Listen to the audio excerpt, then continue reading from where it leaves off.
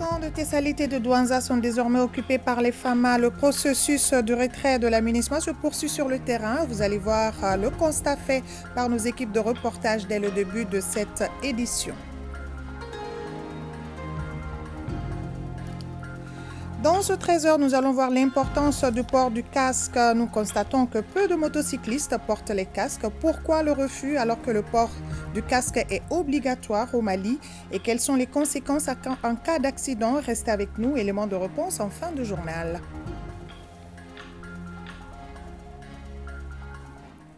Bienvenue dans ce 13h, Madame, Messieurs, bonjour. Coordination de retrait de la MINUSMA, on en parle. Le processus se poursuit. Faisons donc un tour à Tessalit, dans la région de Kidal, pour constater l'effectivité de la rétrocession du camp de la localité aux forces armées maliennes.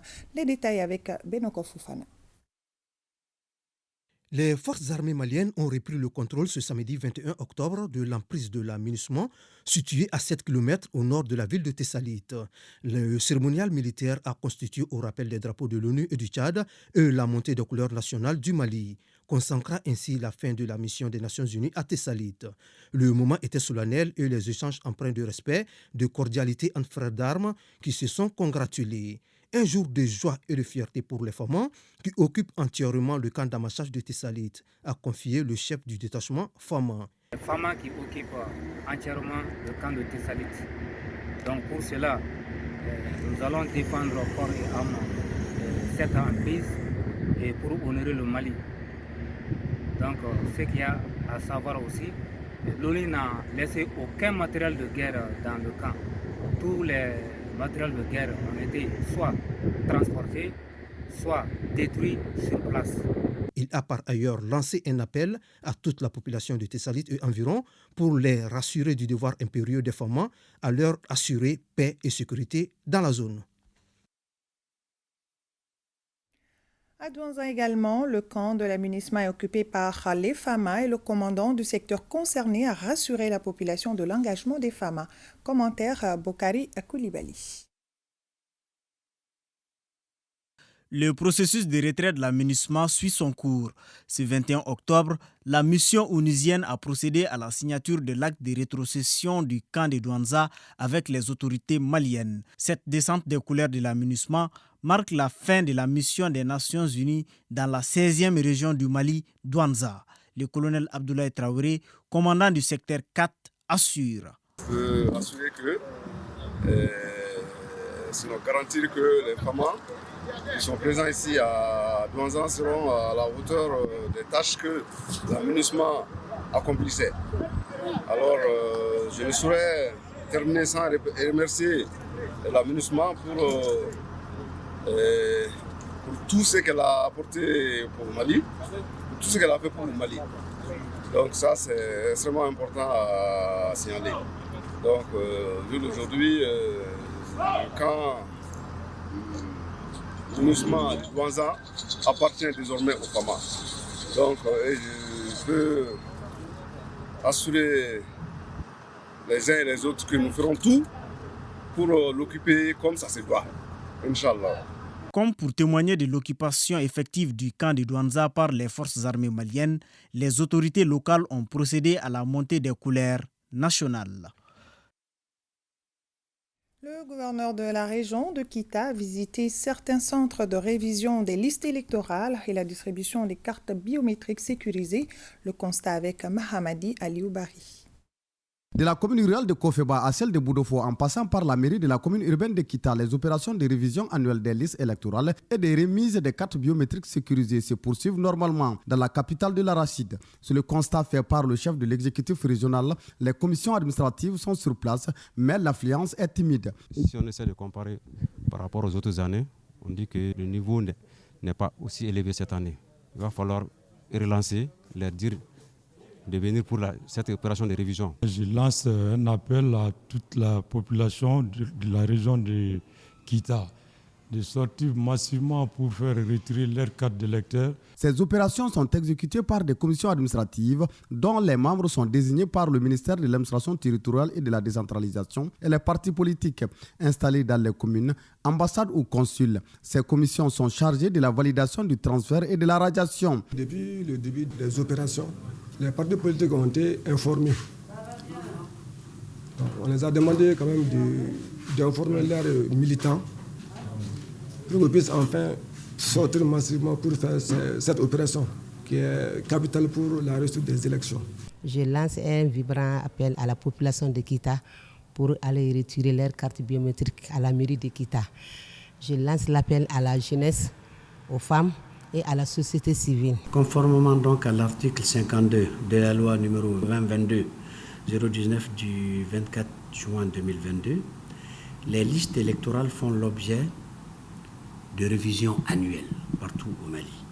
Et c'est du 1er octobre au 31 décembre, la phase active étant concernant notamment le mois d'octobre, du 1er au 31 octobre. Donc cette activité de confection du fichier électoral pour qu'il soit fiable et inclusif. Nous avons encouragé la population à sortir massivement pour faire ses devoirs citoyens. Là également, nous lançons un vibrant appel à toute la population pour retirer ces sésames. Parce qu'il y a des gens encore qui n'ont pas reçu leur carte, mais ceux dont c'est disponible, qu'ils les retirent rapidement. Il ressort de cette visite que dans la région de Kita, le nombre de transferts à l'intérieur est de 786.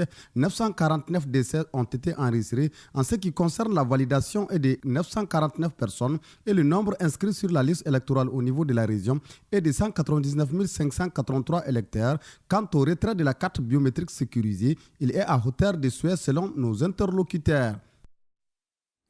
Environ 12 milliards de francs CFA, c'est le budget prévisionnel de l'exercice 2024 du Conseil régional de Ségou. L'annonce a été faite lors de l'exercice démocratique qui vise à impliquer les acteurs de développement dans la gestion des affaires publiques. Reportage à Fousséni Samaki.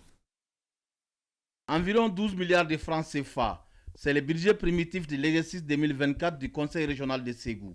Outre ce budget primitif et les plans de développement 2024, les participants ont passé à la loupe les activités réalisées en 2022. Il s'agit pour vous d'exposer vos ambitions pour votre région au plan économique, social, culturel et environnemental pour l'année 2024, sans oublier un seul instant la dimension sécuritaire sans laquelle point de développement.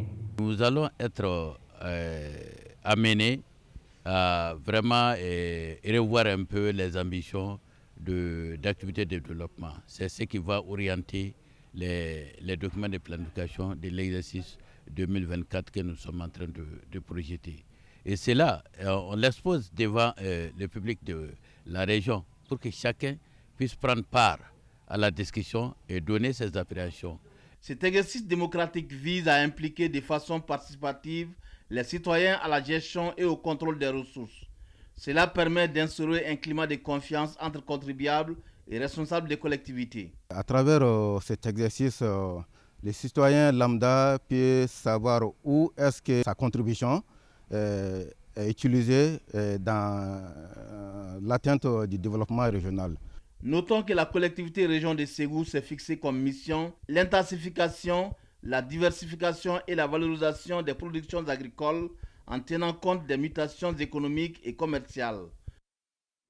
Nous restons à Ségou pour parler de ce forum de la jeunesse en mission. Cette rencontre vise à renforcer les connaissances des pasteurs et des organisations et associations chrétiennes sur la mission de l'Église. Le thème pour cette année est « Mobilisation de l'Église malienne pour le développement de sa communauté ». Le point avec Amidou Diallo. C'est par des prières et des louanges que le ton de ce forum sur la mission intégrale de l'Église a été donné à Ségou. Initié par la jeunesse en mission, JM Mali, ce forum mobilise une cinquantaine de pasteurs et des organisations et associations chrétiennes des régions de Ségou, San et Koutchala. Le thème choisi pour cette première édition est « Mobilisation de l'Église malienne pour le développement de sa communauté ». Ce forum vise à nous sensibiliser sur la mission intégrale qui est le véritable mandat de l'Église, à contextualiser ce mandat pour une meilleure mise en œuvre par les églises évangéliques du Mali. Le forum s'inscrit dans le cadre du programme GISTRA, initiative conjointe pour une action religieuse stratégique. Les panélistes ont largement expliqué la mission intégrale de l'Église. La mission intégrale au sein de l'Église, il s'agit de cette charge que Jésus a laissée à ses disciples pour aller dans le monde entier pour annoncer le message du salut en son nom. Et cette mission prend en compte tous les aspects et tous les besoins de l'être humain. Là où nous sommes, vraiment, nous avons besoin de genre d'action. Parce que le Mali est confronté à d'énormes problèmes de vivre ensemble. Donc moi je pense que des genres de forums peuvent être jugulés ces genres de problèmes. A préciser que la deuxième édition de ce forum est prévue à Sévaré. Mois de la solidarité et de la lutte contre l'exclusion sociale, à Sikasso, Mali, Mama Aïda Kone, membre du CNT, a fait parler son cœur en remettant des kits scolaires à des enfants de personnes handicapées. Compte rendu Mustapha Doumbia. Cette remise de 100 kits scolaires aux enfants des personnes handicapées s'inscrit dans le cadre de la 3e semaine du mois de la solidarité et de la lutte contre l'exclusion sociale. Le mois de la solidarité est un credo. Solidarité aux orphelins, solidarité aux personnes âgées, solidarité aux malades, solidarité aux déplacés de la guerre que vit le pays, solidarité envers nos citoyens. Nous ne pouvons pas parler de solidarité sans ne pas évoquer les efforts des autorités de transition. Le geste est salué par le représentant de la gouverneure de la région de Sikasso et par les services techniques en charge de l'action sociale. Ces fournitures scolaires vont contribuer à favoriser la scolarisation de ces enfants, des personnes en situation d'handicap qui sont au niveau des écoles. Et donc c'est une manière de contribuer au développement du pays qui connaît le rôle que l'éducation joue dans le développement d'un pays. Qui développe l'éducation, développe le pays, développe la paix, développe la stabilité. Donc cet acte, je pense que c'est tout à fait normal que ça vienne du fond de Madame l'honorable ici présente. On tient à vous la remercier. Le président régional du groupement des personnes handicapées a, au nom des bénéficiaires, remercié la donatrice et les autorités régionales. Le point des dysfonctionnements de l'AMO était à l'ordre du jour de la première session ordinaire du cadre de concertation et de suivi des activités de l'assurance maladie obligatoire à Mopti. Les participants ont également sensibilisé sur les conditions de prise en charge édictées par la CANAM. Reportage Aminata Touré. L'assurance maladie obligatoire est confrontée à beaucoup de difficultés au niveau de la région de Mopti. C'est pourquoi ce cadre de concertation et de suivi des activités du régime a été initié par le bureau régional de la Caisse nationale d'assurance maladie. L'objectif de cette première session, c'est de recenser tous les problèmes que l'AMO vit au niveau de la région de Mopti. En réalité, nous connaissons beaucoup de difficultés qui ont déjà été évoquées dans la salle. Et vraiment, nous voudrons quand même prendre en charge de ces difficultés et essayer de remonter ces difficultés. Cette première session ordinaire a été l'occasion de faire le point des dysfonctionnements de l'AMO au niveau de la région, d'échanger sur les mesures correctives, de proposer des solutions d'amélioration et la qualité du service dans la région de Mopti. On a dit aux médecins-chefs qui étaient présents et à la direction régionale de la santé, essayer de sensibiliser tous les prescripteurs sur la prescription rationnelle, parce qu'il faut prescrire les médicaments qu'il faut. Et sensibiliser aussi les assurés qui font des tentatives de fraude. Il s'agit d'une marque de bonne gouvernance et d'inclusion afin que tous les acteurs qui interviennent dans la mise en œuvre de ce régime puissent échanger sur les difficultés qu'on peut rencontrer dans son exécution et ainsi que sur la célérité des actions à mener pour que les difficultés puissent s'amoindrir. On prit part à cette première session les services techniques du ministère de la Santé et du Développement social, le syndicat des pharmaciens SINAPO, la société civile, les centrales syndicales UNTM, CSCM et CDTM. Octobre Rose, l'association Femmes et Sport à AFES a organisé à Kati une conférence débat sur le cancer du sein et c'était pour mieux informer les femmes de la maladie. Mariam Koulibaly. Dans le registre de cancer de Bamako, le Mali a enregistré en 2020 environ 1545 cas de cancer, dont 306 cas de cancer du sein, soit 20% des cancers. C'est pour aider à lutter contre cette maladie que la présente conférence est initiée. C'est pour sensibiliser la population des Kati sur la maladie qui fait beaucoup de dégâts au niveau des femmes maintenant, pour que les femmes puissent comprendre qu'est-ce qu'il faut faire si on est atteint par cette maladie. Devenu un problème de santé publique, le cancer du sein demeure le cancer le plus fréquent chez la femme. Seul un dépistage précoce peut aider à lutter efficacement contre cette maladie qui touche environ 19 millions de personnes dans le monde. C'est le premier cancer de la femme au monde et au Mali. Et le taux de mortalité est trop élevé. Et il faut également savoir que c'est un cancer qu'on peut prévenir. Donc la prévention primaire, c'est d'éviter les facteurs de risque. Quand on évite les facteurs de risque, cela diminue vraiment l'incidence de ce cancer dans le monde. Si on ne parvient pas à prévenir, à faire cette prévention primaire, il faut faire le dépistage. Tout cancer détecté tôt, on peut le guérir. Je lance un appel à toutes les femmes d'aller se faire dépister. Le dépistage se fait dans tous les CCRF, les CESCOM. Non seulement c'est gratuit, et en cas de cas, le traitement aussi est gratuit. Au terme de cette rencontre, il s'agira pour les organisateurs de mobiliser le plus grand nombre de femmes à se faire dépister. Le port du casque, je le disais dans les titres, peut sauver la vie en cas d'accident de circulation et sachez que le port du casque est obligatoire au Mali et oui, il est prévu dans l'article 27 du Code de la route, mais le constat est que peu d'usagers d'engins à 2 ou 3 roues respectent cette disposition. Alors pourquoi les motocyclistes ne portent pas les casques au Mali et quelles peuvent être les conséquences en cas d'accident de circulation? Des questions que nous tentons de répondre dans ce reportage de Marietou Sidibé et Alkaou Traoré. Contre le choc et la perforation, voici ce qu'il faut. Son port est obligatoire, mais quelquefois négligé. Boubacar Diarra est conducteur de mototaxi, pourtant il est sans casque.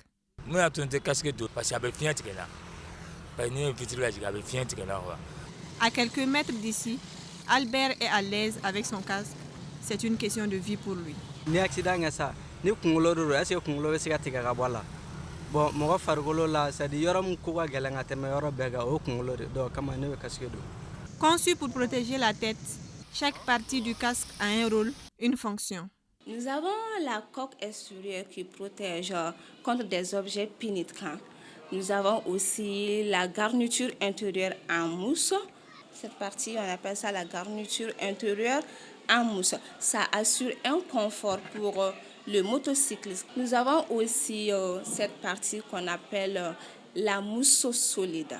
C'est un peu comme une fonction de vue. Même quand tu as le casque, là tu as la possibilité de voir ce qui se passe derrière. Ça protège également contre le vent, les insectes et tout. Le casque a une durée de vie. Sa durée de vie dépend d'abord de sa qualité et ensuite de son usage, selon les experts. Mais attention, le casque protège lorsqu'il est bien porté. Tout à fait. Un simple geste peut sauver la vie, alors portons nos casques. C'est la fin de cette édition. Merci à vous de l'avoir suivi. Demain commence une autre semaine. Entamons-la avec détermination car personne ne fera le Mali à notre place. Bon après-midi à tous.